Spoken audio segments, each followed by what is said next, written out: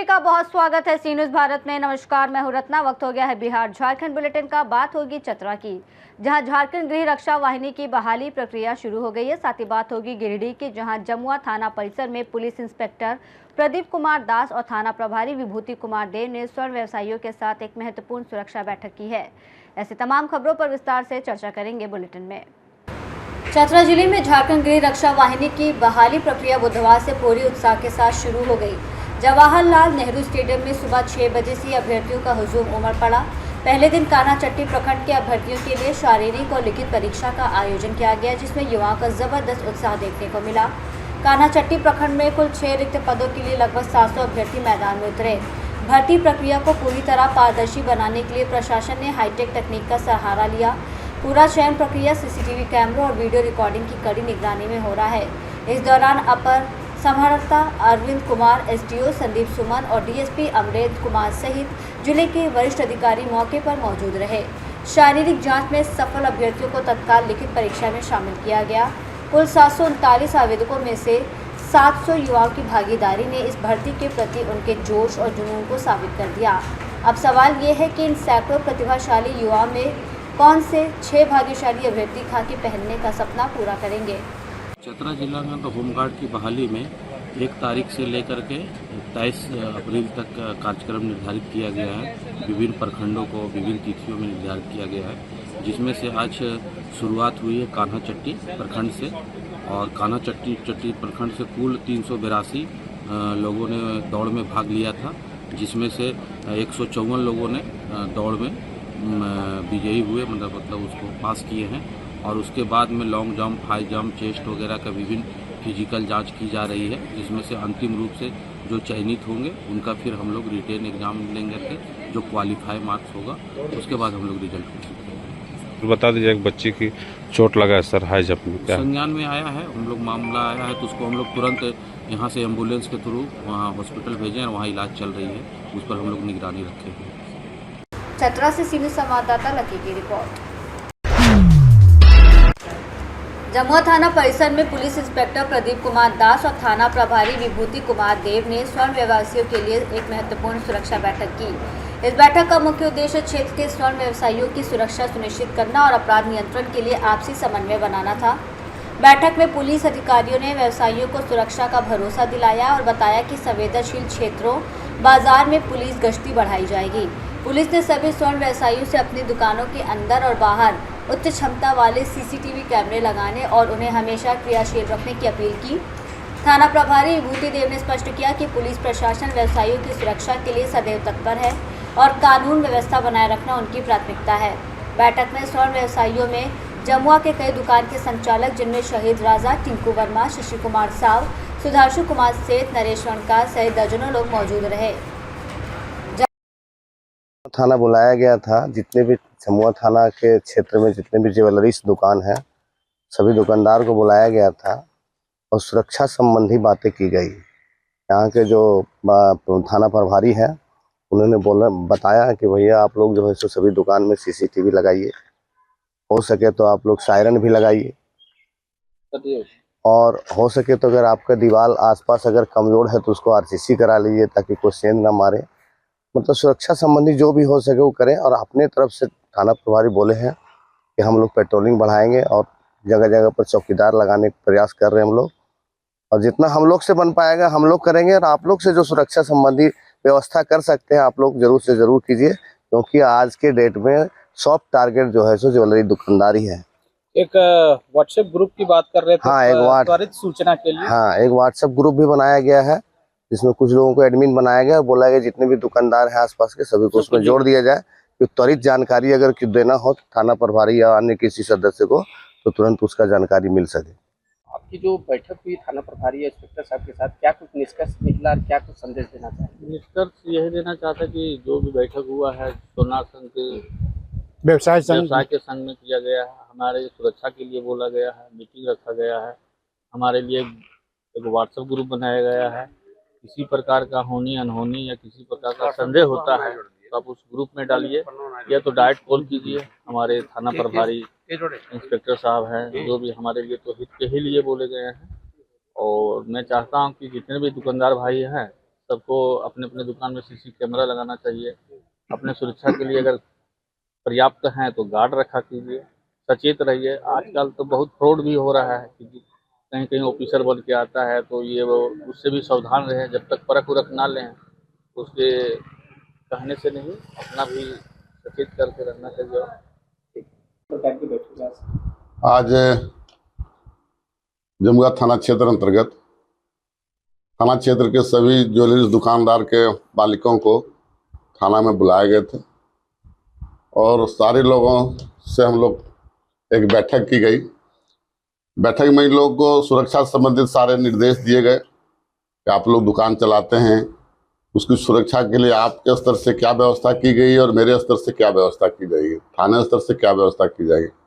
इस संबंध में सभी ने अपना अपना सुझाव दिया और थाना से भी सुरक्षा संबंधित इन लोग को बातें बताई गई कि क्या करने से आप सुरक्षित रहेंगे ताकि आपके साथ कोई घटना दुर्घटना नहीं घटे। और सारे लोगों ने सच स्वीकार किया कि सुरक्षा के लिए हम लोग जो भी कदम उठाना पड़ेगा, सीसीटीवी कैमरा लगाना हो, कोई अननोन व्यक्ति आके अगर दुकान में कुछ बोलता है कि हम फलना पदाधिकारी है यो भी है, उस संबंध में लोकल थाना सत्यापन कर लेंगे। और सुरक्षा संबंधी जितनी भी बातें हैं ये लोग बताए, हम लोग बताए और एक सौहार्दपूर्ण वातावरण में दोनों हम लोग ये पहल किए कि क्षेत्र में कोई बड़ी घटना नहीं घटे। इस बिंदु पर हम लोग आपस में विचार विमर्श किए। धन्यवाद। जमुआ से सीधे संवाददाता आशीष भदानी की रिपोर्ट।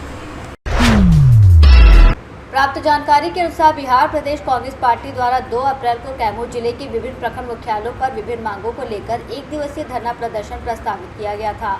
हालांकि अधौरा प्रखंड मुख्यालय में आज प्रस्तावित धरना स्थल पर पार्टी के कोई कार्यकर्ता या प्रतिनिधि मौजूद नहीं हुए। इस कारण स्पष्ट हो गया कि अधौरा प्रखंड में बिहार प्रदेश कांग्रेस द्वारा प्रस्तावित धरना प्रदर्शन पूर्णतः असफल रहा। इस घटना से ये संकेत मिलता है कि पार्टी के स्थानीय कार्यकर्ताओं में धरना प्रदर्शन के प्रति उत्साह नहीं देखा गया और आज का दिन अधौरा प्रखंड में राजनीतिक गतिविधियों में सुस्ती कर रहा। अधौरा कैमूर से सीधे संवाददाता अखिलेश कुमार की रिपोर्ट। मुजफ्फरपुर के माड़ीपुर पावर हाउस क्षेत्र में करंट लगने से एक संविदा कर्मी गंभीर रूप से झुलस गया, जिसकी हालत नाजुक बताई जा रही है। इस घटना के बाद बिजली विभाग की सुरक्षा व्यवस्था पर गंभीर सवाल उठने लगे हैं। स्थानीय लोगों का आरोप है कि संविदा कर्मियों से बिना पर्याप्त सुरक्षा उपकरण जैसे सेफ्टी किट और दस्ताने के काम कराए जाते हैं, जबकि सरकारी लाइनमैन मौजूद होने के बावजूद अधिकांश काम इन्हीं पर डाला जाता है। लगातार हो रही ऐसी घटनाओं से लोगों में आक्रोश है और उन्होंने विभाग से सुरक्षा व्यवस्था मजबूत करने जिम्मेदार अधिकारियों पर कार्रवाई की मांग की है। मुजफ्फरपुर से सीनू संवाददाता दीपक कुमार तिवारी की रिपोर्ट। मुजफ्फरपुर शहर के ब्रह्मपुरा थाना क्षेत्र में पुलिस की सतर्कता से एक सक्रिय लूट और झपट्टा मार गिरोह का पर्दाफाश हुआ है। 1 अप्रैल 2026 की रात करीब 8 बजे चांदनी चौक पर चलाए जा रहे सघन बाइक चेकिंग अभियान के दौरान इस गिरोह का खुलासा हुआ। पुलिस के अनुसार चेकिंग के दौरान एक बाइक पर सवार 3 युवक पुलिस को देखकर भागने लगे। तत्परता दिखाते हुए पुलिस ने घेराबंदी कर उन्हें पकड़ लिया। तलाशी में उनके पास से एक धारदार चाकू बरामद हुआ। कड़ाई से पूछताछ करने पर आरोपियों ने शहर के विभिन्न इलाकों में लूट और झपट्टा मारने की घटनाओं में अपनी संलिप्तता स्वीकार की। उनकी निशानदेही पर पुलिस ने कुल 5 अपराधियों को गिरफ्तार किया, जिनमें चोरी का सामान खरीदने वाला एक स्वर्ण व्यवसायी और वारदात की रेकी करने वाला एक लाइनर भी शामिल है। पुलिस ने आरोपियों के पास से 7 लूटे गए मोबाइल फोन, एक अपाचे मोटरसाइकिल, 15.25 ग्राम पिघला हुआ सोना और एक धारदार चाकू बरामद किया है। पूछताछ में सामने आया है कि ये गिरोह ब्रह्मपुरा थाना कांड और सदर थाना कांड में हुई झपट्टा मार घटनाओं में शामिल था। फिलहाल सभी गिरफ्तार अभियुक्तों को न्यायिक हिरासत में भेजा जा रहा है। पुलिस गिरोह के अन्य संभावित सदस्यों और नेटवर्क की जांच में जुटी हुई है। 1 अप्रैल 2026 को चांदनी चौक ब्रह्मपुरा थाना अंतर्गत शाम 8 बजे के करीब हमारी पुलिस जो है बाइक चेकिंग कर रही थी। इसी के दौरान कुछ 3 लड़के जो एक बाइक पे जा रहे थे वो संदिग्ध लगे, उनको रोका गया। उनको जब चेकिंग की गई तो उनके पास एक धारदार चाकू बरामद हुआ। उनसे जब आगे पूछताछ किया गया तो उनके द्वारा बताया गया कि उन्होंने पहले ब्रह्मपुरा थाना कांड 102-26 और सदर थाना कांड 298-26 इसमें उन्होंने छिनतई की घटना को अंजाम दिया था। उसके बाद मोहित कुमार पिता दीपक शर्मा सीतामढ़ी के रहने वाले हैं, यहाँ शेखपुर धाम में रहते थे।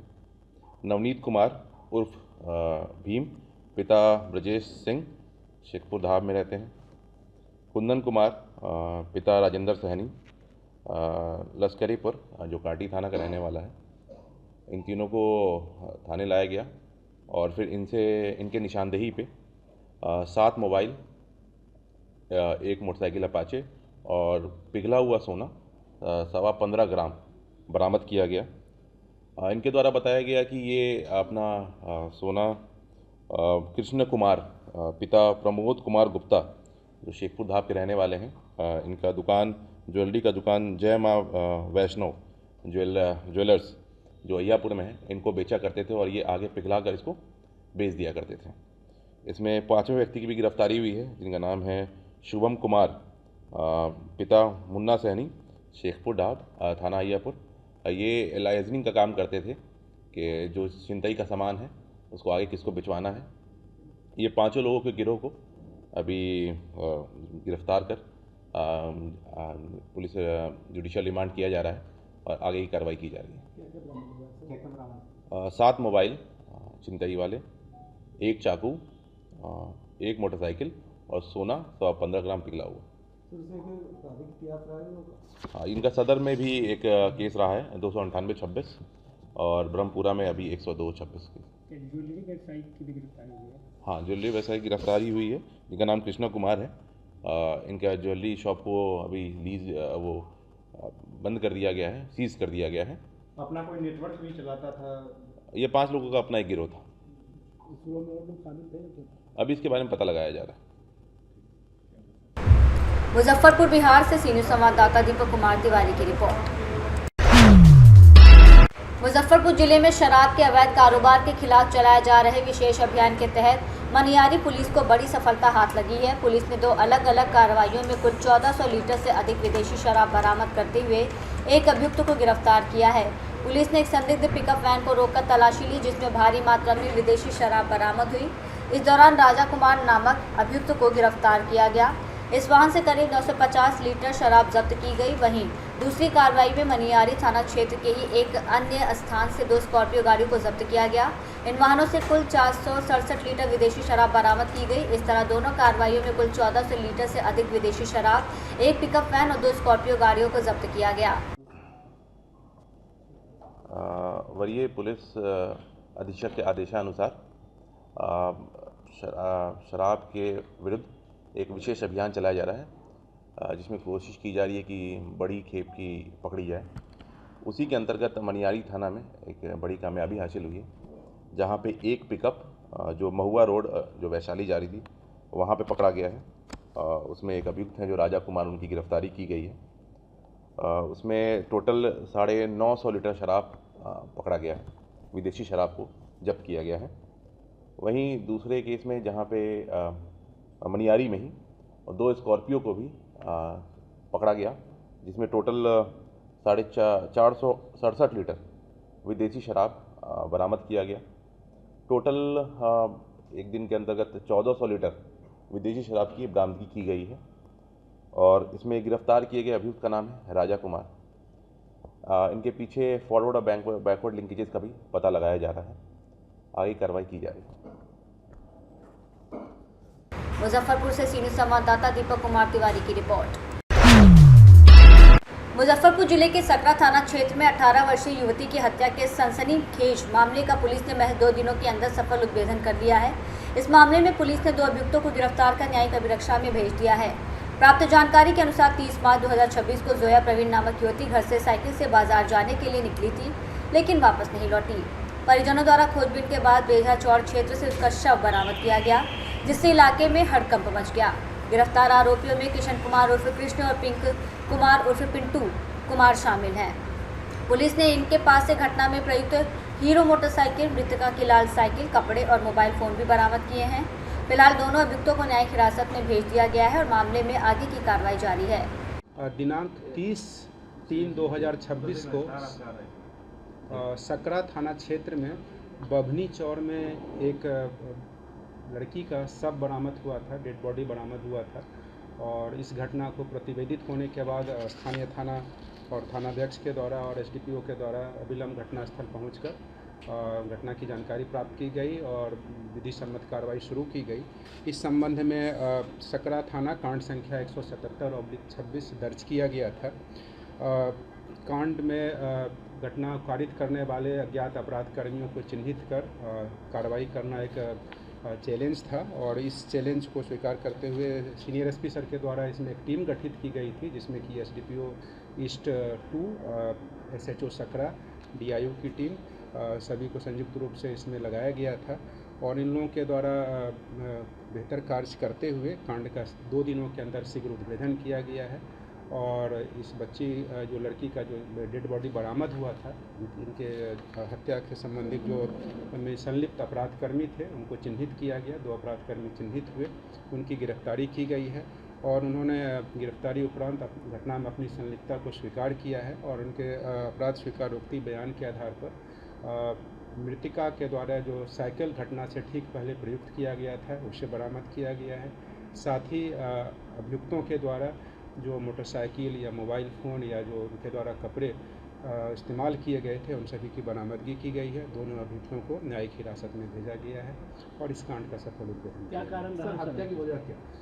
इसमें जो जांच के क्रम में ये तथ्य प्रकाश में आया है कि इसमें एक अभियुक्त जो इसमें गिरफ्तार हुए हैं उनका उस लड़की के साथ प्रेम प्रसंग का मामला था और इसी प्रेम प्रसंग में घटना के दिन मृतिका अपने इस प्रेमी से बातचीत कर उसके साथ घर से निकली थी और कुछ आपसी कलह के कारण दोनों के बीच कुछ आपसी बातचीत में कुछ विवाद हुआ और इस कारण से इस दूसरे अपराधकर्मी अभियुक्त के सहयोग से दोनों अभियुक्तों ने मिल करके उसके गले में जो है सो इस तरह बताया गया है कि अपराध जो है सो गले में ये लगा करके कपड़े का बांध करके उसकी हत्या कर दी। जहाँ लाश बरामद हुई वहीं पर हत्या की गई।